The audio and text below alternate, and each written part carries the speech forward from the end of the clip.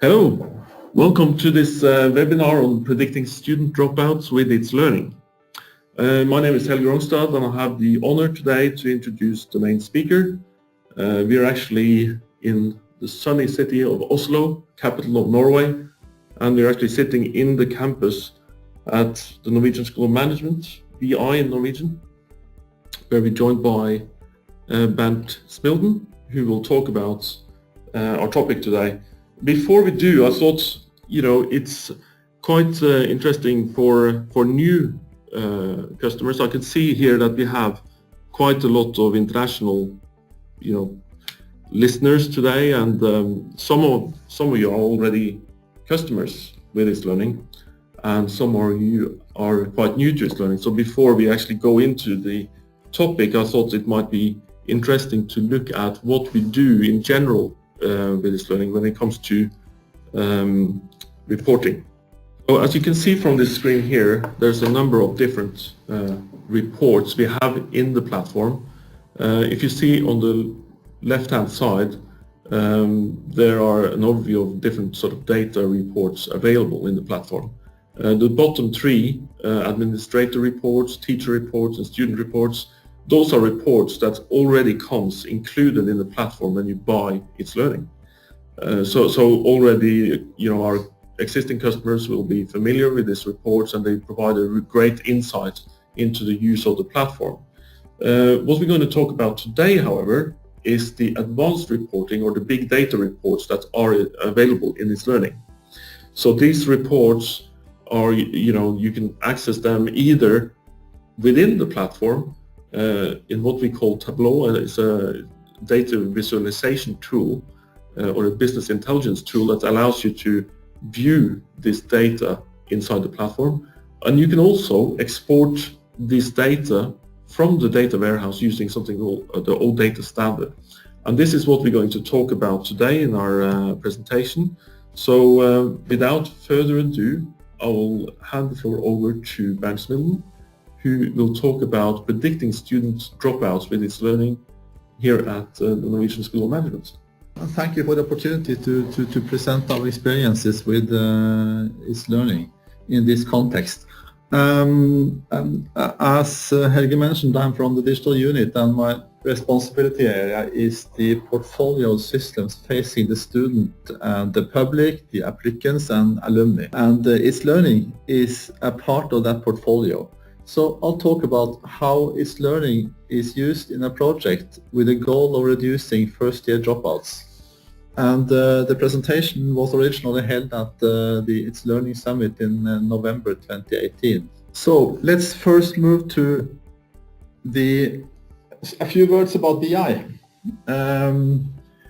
We are an independent non-for-profit foundation, and we are the main provider of research-based knowledge of business and management disciplines in Norway.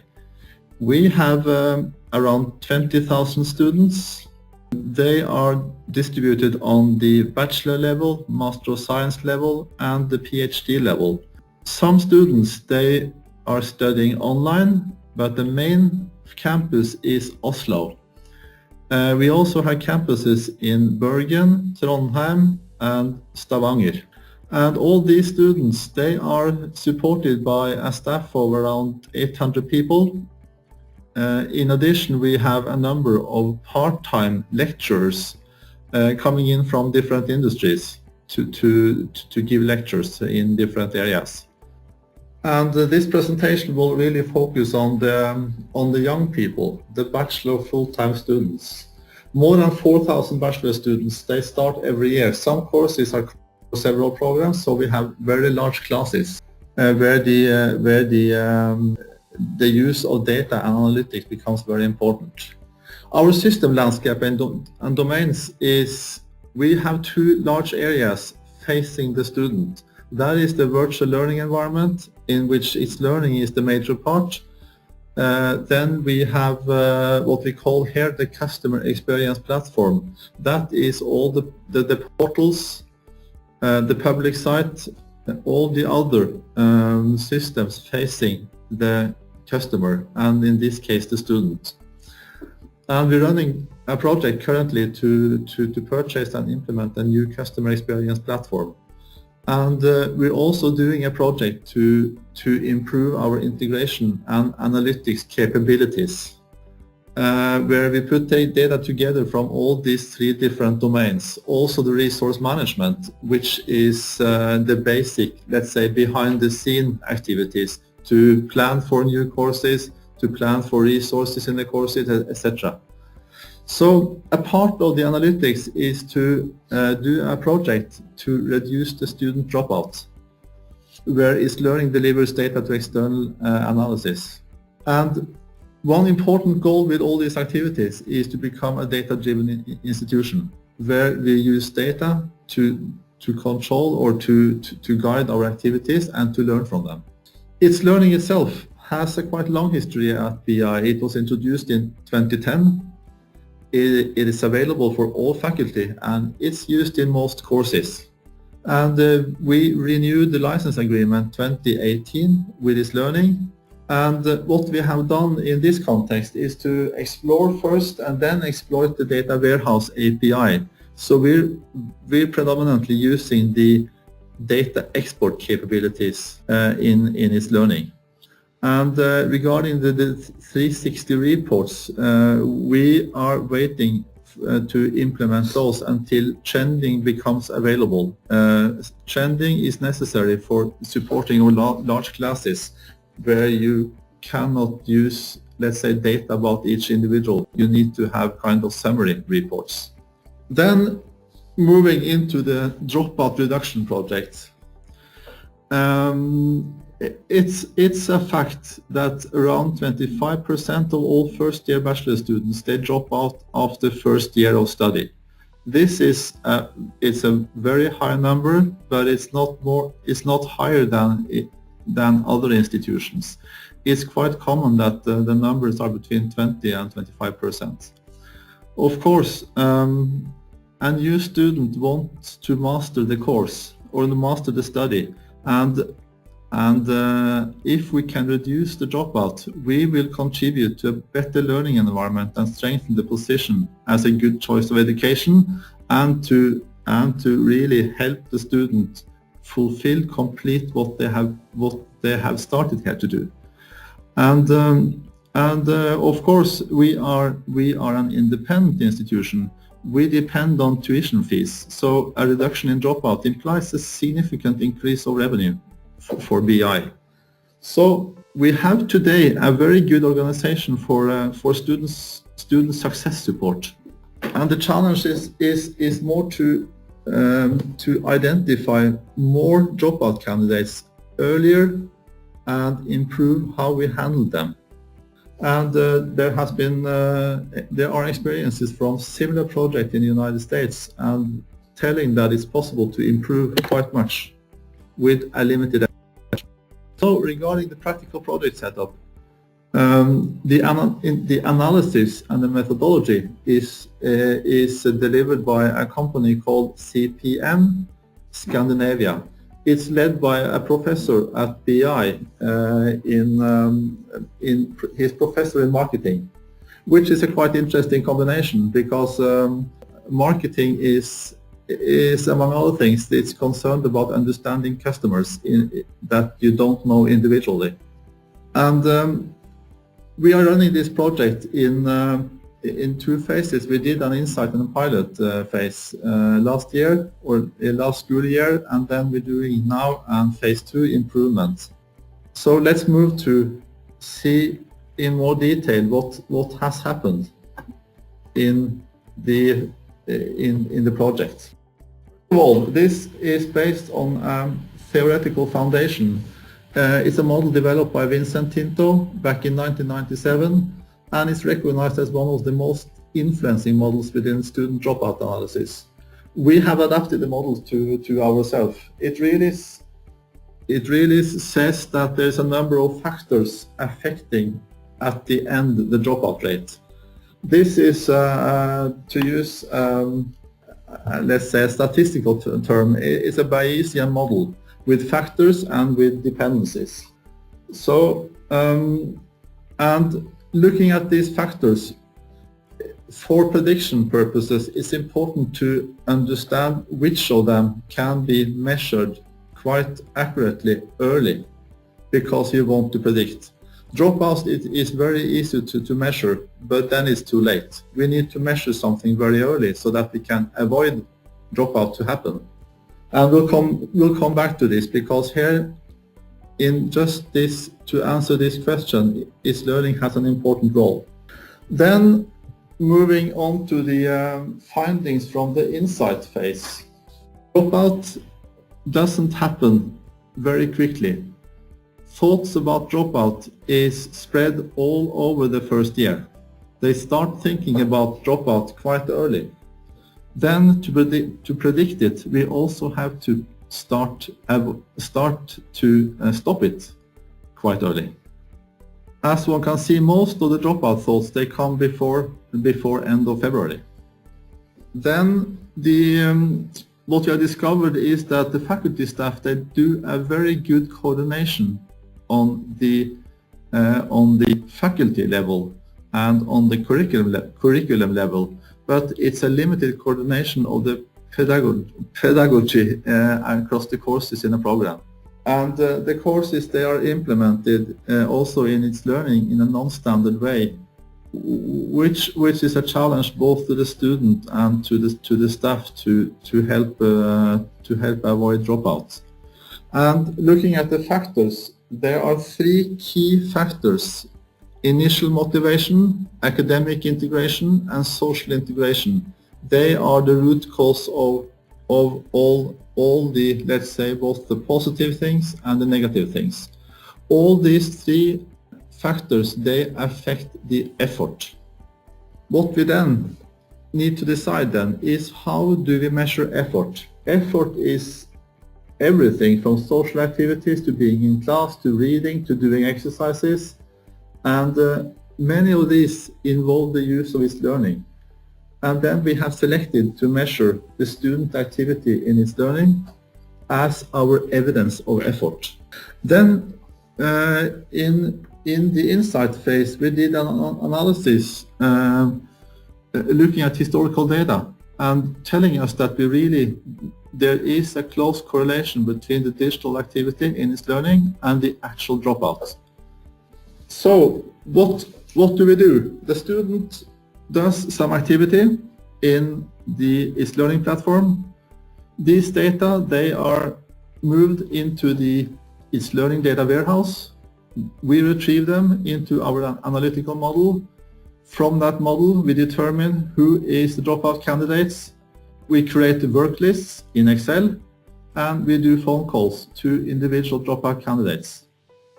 And then, based on the feedback, they start behaving differently, and we may also do things differently. In numbers, we found that in September 2018 that 150 out of 4,500 had no itslearning activity after 2 weeks of study. Then we made phone calls to all of this and reached 100 of them.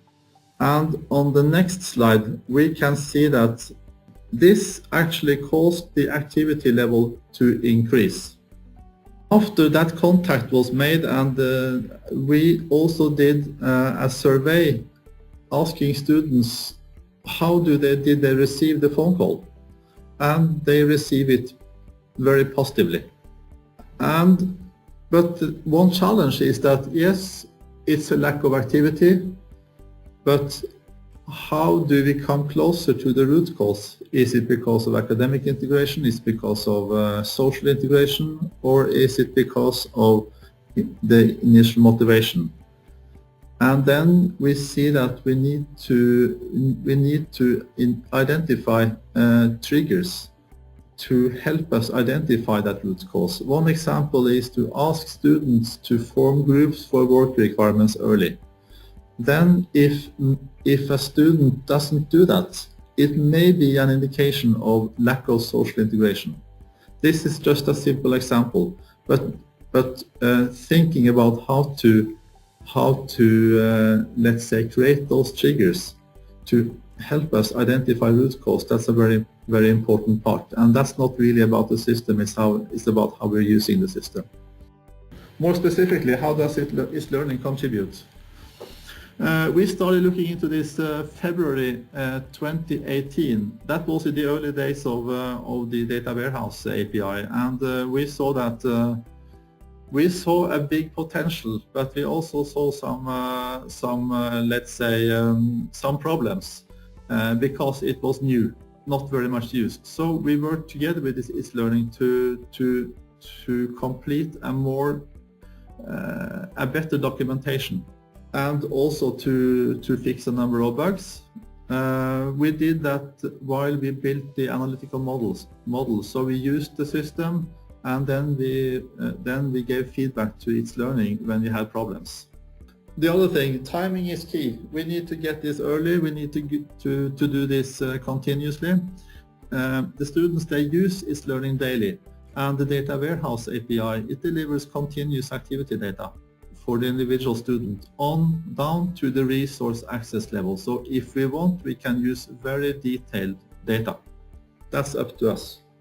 And we also see that, as I mentioned, the coordination must be improved, and a unified learning platform enables a standardized delivery method. For example, implementing what I don't know it's called in English, gjøremål, for all bachelor first year courses. And certainly activity data is the best source of regular student activity and measures the effort in a good way, at least in the context of predicting dropouts. So this is about predicting dropouts. We also see that using activity data continuously can also enable the teachers in large classes to improve the day-to-day teaching. A teacher may ask, how many students did really see or did not see the video as I requested them to do before the next lecture? How many students did complete or did not complete the test as I requested them to do before the next lecture?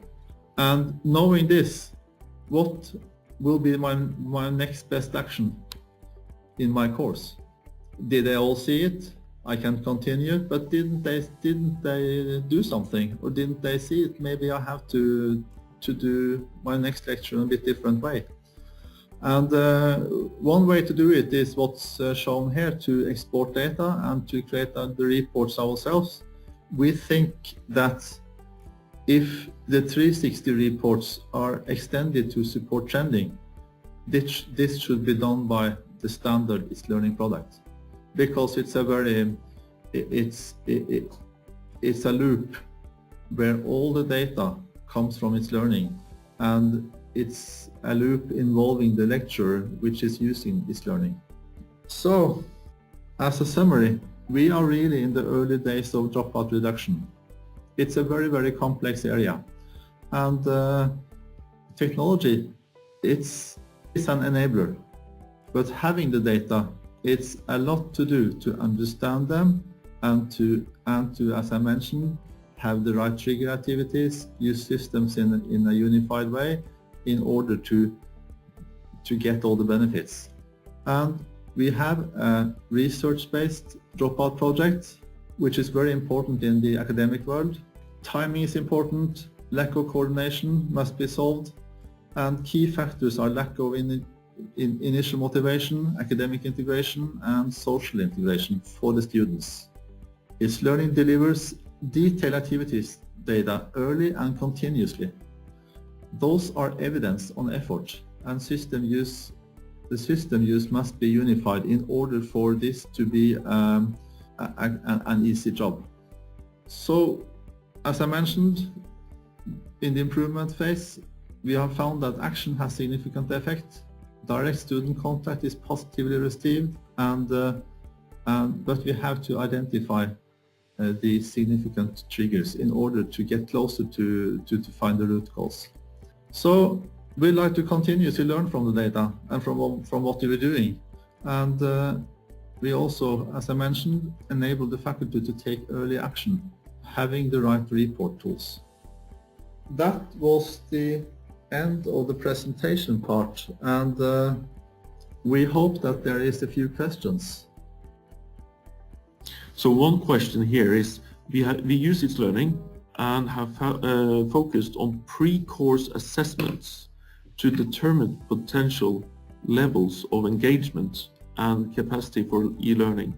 Have you undertaken or considered this? So, you know, when I interpret that question, it's typically if you have like a questionnaire, you know, like what you know, on evaluation of what's assessment works and things in relation to student engagement. Have you used anything like that? Not pre-course, but of course we are looking into how to have, let's say, initial activities in a course, helping us to determine, but not before the course starts.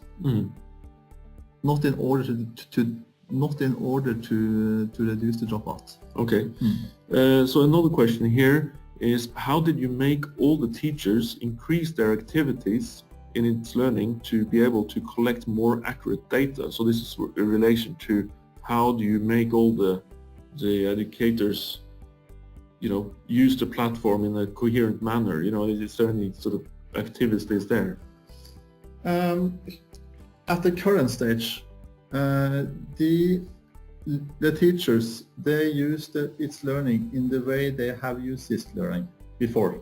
There's no, this fall there was some change, but not very much change in how they use itslearning. So that's something we are doing work, because we are doing a project with a bit different scope, which is about creating a more unified teaching.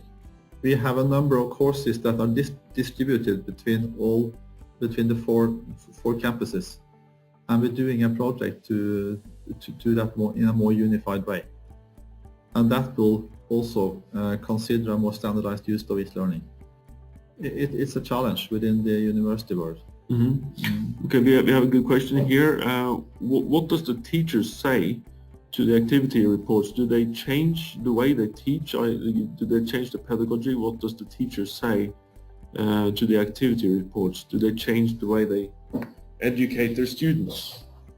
Currently this has been used by administrative people to contact the students. It has not been used, as far as I know, directly to change the way they teach.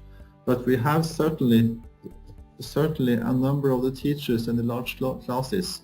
They wonder, they have these questions I mentioned on the last slide, and they are very eager to understand more about the behavior of the students. Very good. In terms of, you know, there's another question from the audience here. Could you tell us more about who takes contact with the students, and how do you manage that sort of process when you identify a student that is sort of in danger of dropping out? What's the process? That's we do have a group of people working with students. It's administrative, working with student success support, and this staff contacts the students. And currently the project is in the transition into the line organization, and then this department will take over the responsibility for these activities. Okay. More as a kind of regular operational activity. Another question, you know, is it a difference between the type of students you have and, you know, the dropout rates? So for example, if you have an online, you know, course which is online only, and you have a course that's only on the campus, is there more dropouts in one or the other? Have you found things like that? First of all, it's online courses are mostly used within the executive, the part-time education, let's say for older people. It's very different from the young people coming from high school, and this project is about the young people, and they don't do online.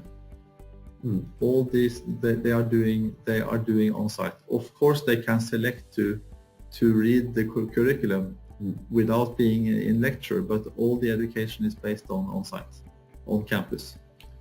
There's another question here. Let's do that. There's a question here from the audience. Can you explain a little bit about the data science used to analyze and identify the dropouts?